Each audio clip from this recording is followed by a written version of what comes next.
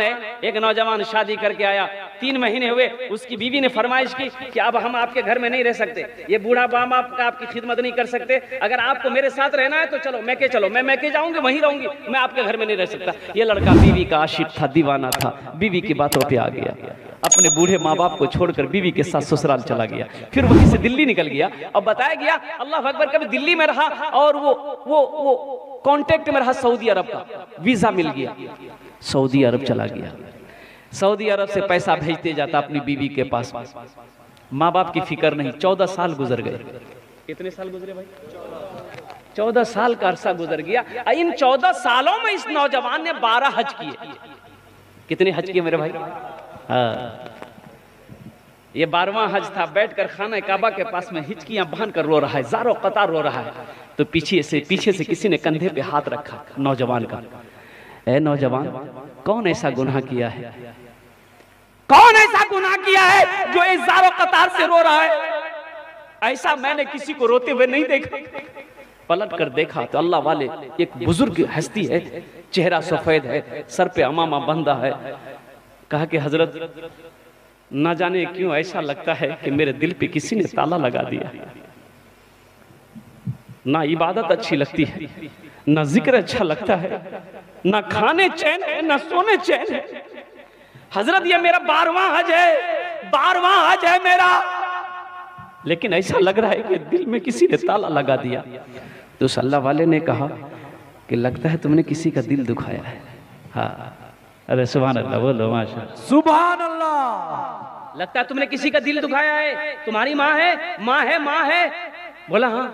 बाप है? बोला हाँ। बोले कहाँ है? बोला पता नहीं। बोला पता नहीं, 14 साल हो गए मैंने माँ के चेहरे को नहीं देखा, बाप के चेहरे को नहीं देखा। पता नहीं मेरी माँ कैसे होगी, मेरा बाप कैसा होगा। तो उस अल्लाह वाले ने कहा कि फिर ये खाने काबा में बैठकर क्या कर रहा है? क्या कर रहा है? उठ जा, जा भाग, अपनी माँ रूठे हुए माँ बाप से माफी मांग ले। अगर उन्होंने माफ कर दिया तो अल्लाह तेरे दिल के ताले को खोल देगा। सुभान अल्लाह, सुभान अल्लाह। खाने काबा में बैठकर क्या कर रहा है? जा, खाने काबा में बैठकर क्या कर रहा है? जा। ये नौजवान उठा, रोता हुआ उठा, अपना डेरा आया, रूम के अंदर में आया है और कुर्बान जाओ टिकट बनाने में लग गया। फ्लाइट पकड़ा, हिंदुस्तान की सरजमीन पर अपना कदम रखा। अल्लाह अकबर कबीरा। और गाड़ी ली, एयरपोर्ट से गाड़ी लिया, सीधे अपने गांव के लिए रवाना हुआ। लेकिन कुर्बान जाओ, अब देखा कि गांव में बहुत सारी बिल्डिंगें बन गई है। 14 साल का अरसा गुजर गया, उसका घर की जगह पता नहीं। एक बूढ़े मियाँ घास काट रहे थे बेटे। इस नौजवान ने कहा कि थोड़ा पूछ लूं अब्बा के बारे में, मम्मी के बारे में। तो उनसे पूछा कि चचा, ये अपना बाप का नाम लेके पूछा कि अब्दुल्ला साहब का घर कौन सा है? तो बूढ़े मियाँ ने नीचे से ऊपर तक देखा उस नौजवान को, कहा कि कौन अब्दुल्ला मियाँ? वो बेचारे तब इस दुनिया में नहीं रहे। उसका एक नालायक बेटा था, अपने माँ बाप को छोड़कर चला गया। बेटा का गम बर्दाश्त ना कर सका, बेचारा इस दुनिया से रुखसत। इस नौजवान की आंखों से आंसू जारी हो गया। फिर वो नौजवान पूछता है कि उसकी बीवी का क्या बना? उसकी बीवी, अपनी माँ के बारे में पूछा कि उसकी बीवी का क्या बना? तो कहा कि वो उसकी बीवी बेचारी शौहर के मरने के बाद दूसरे के घर में काम करती थी, किसी तरह रोटी रोजी उनकी चलती थी। लेकिन अब सुने में उसको फालिज मार दिया है, बिस्तर पे पड़ी रहती है, जिसको होता है खाना लाकर देता है, जिसको नहीं होता खाना लाकर नहीं देता है। अब तो पता ये भी चला है कि उसकी आंखों की रोशनी भी खत्म हो गई। बस उनकी एक आखिरी ख्वाहिश ये की रट लगाती रहती है कि मौला उस वक्त तक मेरे जिस्म से रूह ना निकले जब तक कि मैं अपने बेटे के चेहरे को ना देख। ना जाने वो कौन नालायक बेटा है जो अपनी माँ को छोड़कर भागा हुआ है। अब माँ है कि उसके लिए जान कुर्बान करने को तैयार। ये नौजवान ज़ारो कतार रोने लगा। कांपते हुए कदम से अपने आंगन में कदम रखा है। चारपाई पे देखा कि एक ज़ईफा, एक बूढ़ी सुकड़ कर बैठी। कदमों की आहट को सुनकर बुढ़िया ने आवाज लगाई, कौन है? कौन है? तो लरसते हुए आवाज में, कांपते हुए आवाज में इस नौजवान ने कहा कि माँ, तेरा गुनहगार बेटा तेरे सामने खड़ा। माँ कहती है कि बेटा मेरे करीब आ जा, मेरे जिस्म में रूह इसलिए अटकी हुई थी, मेरे करीब आ जा मेरा लाल, मेरी आंखों में रोशनी तो नहीं चाहिए जो तेरे चेहरे को देख सकूं। अपना चेहरा मेरे करीब कर दे ताकि हाथ फेर लूं चेहरे पे, ताकि मेरे कलेजे को ठंडक मिल जाए। हाँ हाँ। पीते पीते दूध कभी चल में जब छुप जाते थे,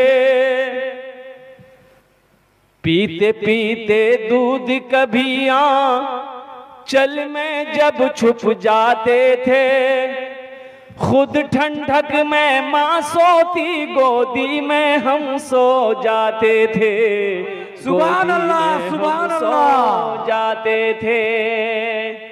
उस पल को याद करो ना मेरे बच्चों, जब हम छोटे थे, जब हम छोटे थे माँ की गोद में थे। ये हमारी माँ बैठी, बहनें बैठी। आज इनसे पूछो कुर्बान जाओ, बच्चे पखाना कर देता गोद में, माँ को नफरत नहीं होती।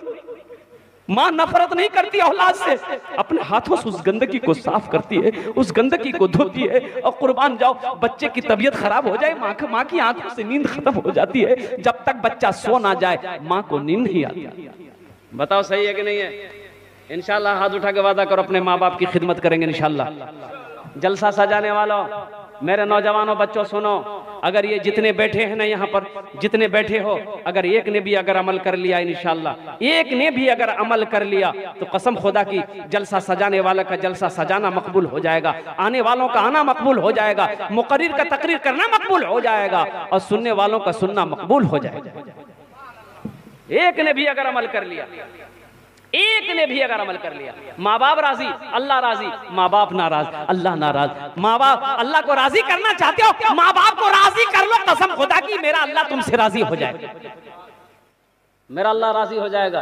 कुरान में एक जगह नहीं, कई जगहों पर अल्लाह ने अपने साथ, अपनी इबादत के साथ साथ दूसरा जो हुक्म दिया वो ये हुक्म दिया कि अपने माँ बाप के साथ अच्छा सलूक करो, अपने माँ बाप के साथ अच्छा सलूक करो। रोजे का हुक्म नहीं दिया तुरंत अपनी इबादत के बाद कि मेरी इबादत कर चुका जाओ रोजा रखो, नहीं, अपनी इबादत के साथ अल्लाह ने कहा कि मेरे साथ किसी को शरीक ना बनाना, अपने माँ बाप के साथ अच्छा सलूक करना। अल्लाह अकबर कबीरा, कुर्बान जाओ। नौजवानों, पीते पीते दूध कभी चल में जब छुप जाते थे, खुद ठंडक में माँ सोती गोदी में हम सो जाते थे, गोदी में हम सो जाते थे।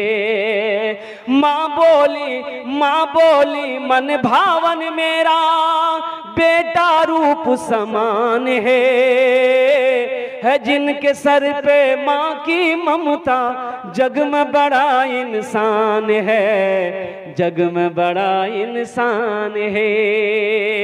जो माँ की ममता ना समझे वो कितना नादान है, वो कितना नादान है। एक नौजवान लंदन गया कमाने के लिए, मस्जिद में भीतर में जमात हो रही है, भीतर में जमात हो रही है, जगह खाली है। अब एक आदमी आया, बोला कि नहीं मस्जिद के अंदर में बहुत गर्मी, हम बाहर ही नमाज पढ़ लेंगे। वो बाहर नियत बांध के खड़ा हो गया। बताओ उसकी नमाज होगी कि नहीं होगी?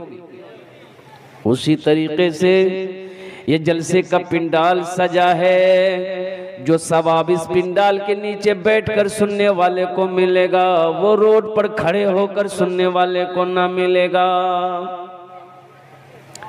एक गुजारिश करेंगे, आप लोग खड़े हो जाएं भाई, सारे लोग खड़े होकर थोड़ा आगे आ जाओ तो भाई। अरे भाई, अरे भाई आ जाओ, पीछे रोड में खड़े होने वाले। और नौजवानों, अरे मेहमान को इतने दूर से बुलाया हो, अल्लाह अकबर कबीरा, मेहमान को बोला कि अपने दूर भाग रहे हो, थोड़ा करीब आ जाओ तो भाई। जो लोग बैठे, जितने भी लोग बैठे हैं पीछे, उनसे मेरी गुजारिश, अगर मेरी आवाज सुन रहे हैं, अगर वो मेरी आवाज उनके कानों तक जा रही, थोड़ा थोड़ा आगे आ जाओ मेरे भाई, थोड़ा जलसे को बनाओ। इधर कोने में बैठे हैं नौजवानों, इधर आ जाओ। ए बाबू इधर आना, असल जेंटलमैन से तो वहां बैठा हुआ, आ जाओ भाई, इधर इधर सामने आ, इधर सामने आ, जगह खाली है।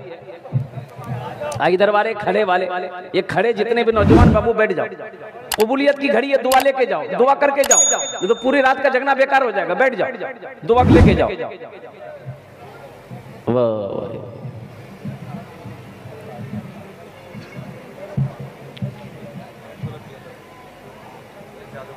कुछ लोग आए, जलसा देखकर चले गए।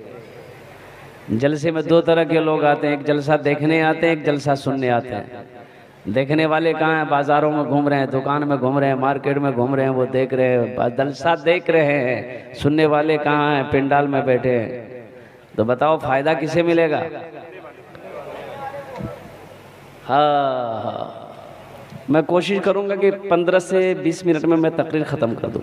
क्या नहीं, मैं ज्यादा परेशान नहीं करूंगा आपको। और पहले जमाने में घड़ी नहीं थी, पहले जमाने में घड़ी नहीं थी।